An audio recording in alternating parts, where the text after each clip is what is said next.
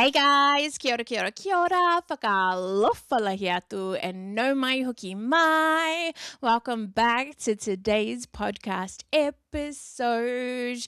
I'm so excited. We are day 7 in the podcast series. We are halfway, y'all, and today we are talking about loving yourself enough to eat well. Now, if straight off the bat you're like, oh, Leash, I'm a bit worried for this one, if you're a bit triggered, I feel you, girlfriend, because I was very much the same.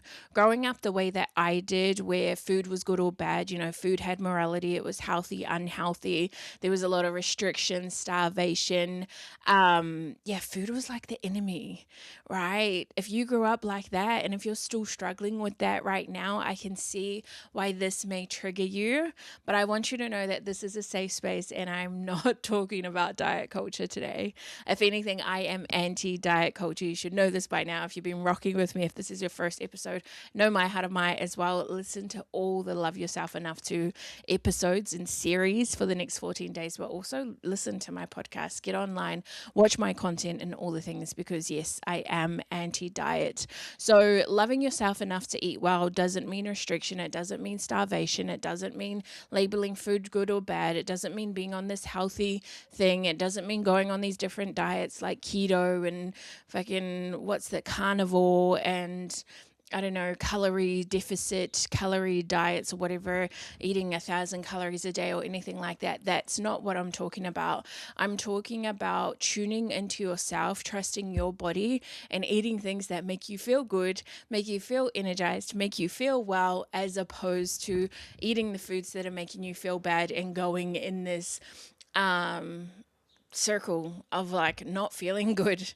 not doing things. It's all about like just everything. Actually, this theme is like doing what you're supposed to do, doing what is required of you to live your dream life, and doing it when nobody's watching as well. That's the biggest form of self-love. It's like you're not doing it for anyone else, you're doing it for yourself. You're doing it because you love yourself so much that you want to feel good, and that includes eating well. And I'm not talking about like never eating takeouts and that's bad food and that's junk food and never having chocolate and shit like that. No, that's not what it is today. So let me get into it. Actually, I want to talk about, and I've just got some notes down here as well. The last couple of episodes I've been really doing off the dome, but I felt like if I really wrote notes down and stuff like that, I could really help you a lot more. So if you do see me looking down, that is what I am looking at. So I wanted to go over what eating well is not. This is where I feel like so many women get stuck, right? When they say, oh, they're going to eat well, they restrict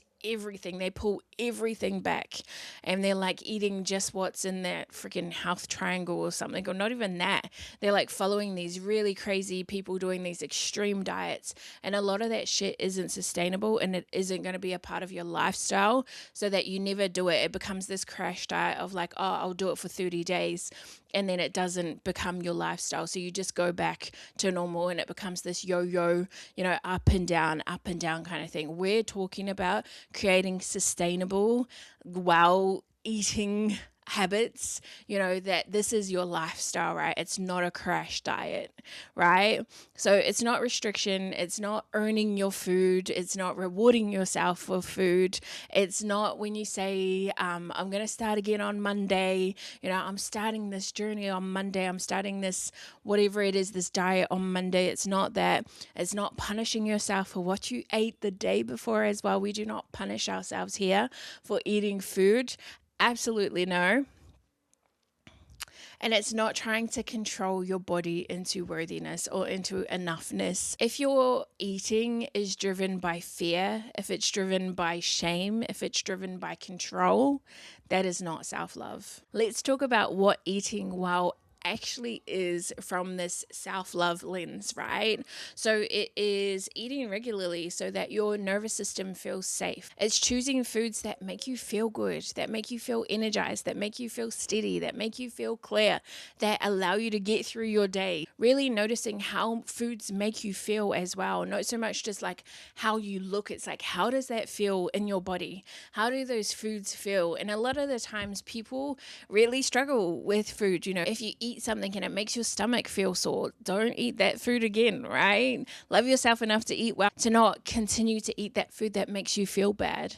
If it makes you feel itchy, if it makes you feel, I don't know, bloated or have diarrhea or whatever it is, any of the uncomfortable feelings, the belly aches, all that kind of stuff, it's not eating those foods. It's loving yourself enough to decide, like, actually, I don't want to eat those foods because they don't make me feel good. Noticing how these foods make you feel as opposed to just the way it makes you look, because a lot of the times people base their diets on the way that they will look, on the weight loss, right? And it's also not skipping those meals. I remember when I would starve myself, or I'd go to bed on an empty tummy, and I would see that as an accomplishment. I'd be like, oh my gosh, good on you, like you went to bed and you didn't eat any food, you know, you were starving to bed, and that was like a good thing for me. And it's like, no. So no matter what you are eating, you know, even if you're busy, if you're a mom and you're looking after all the kids, making sure you get your meals in as well, making sure you don't miss meals, you don't starve yourself, you don't restrict yourself, you know, nourishing yourself and loving yourself enough to eat well. I also wrote down a few self-abandonment patterns or red flags as well, just so that you can like really like see, like, is this me? Is this me doing these things? Sometimes we do it unconsciously, right? We have these excuses and stuff like that. So this is just an educational piece as well, because the opposite of self-love is the self-abandonment, right? We're abandoning ourselves. So this looks like skipping meals and then overeating later. It looks like living off caffeine. It looks like eating whatever's left after everyone else, so eating all the leftovers. It looks like ignoring hunger because you're too busy. It looks like using food to punish or numb out instead of nourishing yourself. Binge eating, all those kinds of things, you know, overindulging. That's a lot of self-abandonment. And I just really want to be clear, because loving yourself enough to eat well doesn't mean that you don't do these things.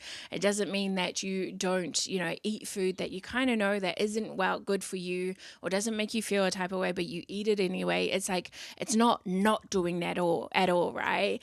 It's noticing. It's like being like, okay, I'm choosing to eat this even though I know that it doesn't make me feel good, but that's the choice I am making. Instead of like gaslighting yourself out of it, like, right? Like, instead of telling yourself, yeah, nah, it's okay though, and just like kind of disconnecting from yourself and just being like, oh, I'll just deal with the consequences later. And I would highly recommend to, like, in the moment, it's like taking a pause and asking yourself, like, do I really want this? Or am I just like going on autopilot and just like not listening to myself, not tuning in with myself and how I feel, right? Numbing out. Am I using the food to numb out? So for a long time, I ate as like numbing out, you know, binge eating.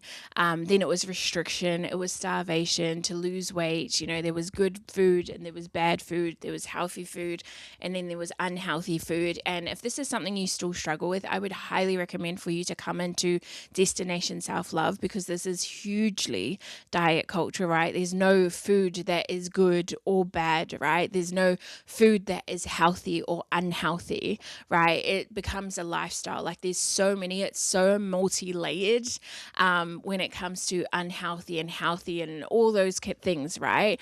It's really taken out of context, and especially with the good or bad, like no food, there's more like nutrient dense and less, you know, food had less nutrients or more nutrients.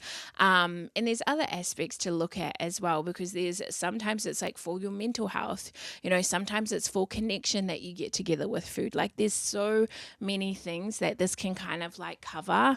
But when you put it into the like bad for you, the good for you, like it becomes really hard for people to have a relationship with food, and it's really like unhealthy.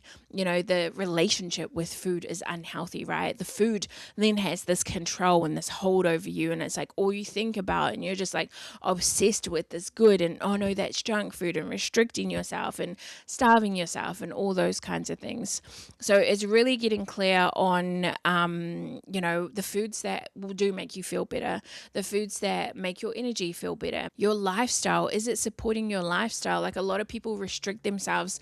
They'll like go out to dinner and stuff and they'll restrict themselves there, but then they're not connecting, they're not having a good time. So I just want to be clear on like eating well isn't that you don't have sugar or you don't have takeout, or you don't have comfort food. It's that you're no longer at war with your body, right? The way that your body feels, the way that it looks, and all the things, the food that you're putting inside you. It's like love yourself enough to choose the options that make you feel better, that make you feel good, that don't give you the tummy aches. And I just want to close with this, like your body is always communicating to you.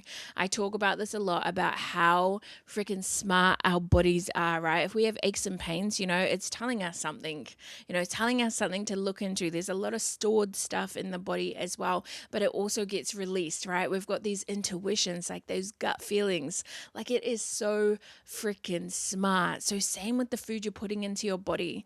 Like if you put something into your body and you're like, oh, that doesn't feel good, that's your body telling you that that's not good for you, right? So it's choosing something else. It's choosing another option. It's choosing not to have the foods that don't make you feel good every day of the week, 7 days a week, just because it's easy to access or because it tastes yummy or whatever. It's like, no, choosing the foods that make you feel good no matter what. Choosing loving yourself enough to eat well.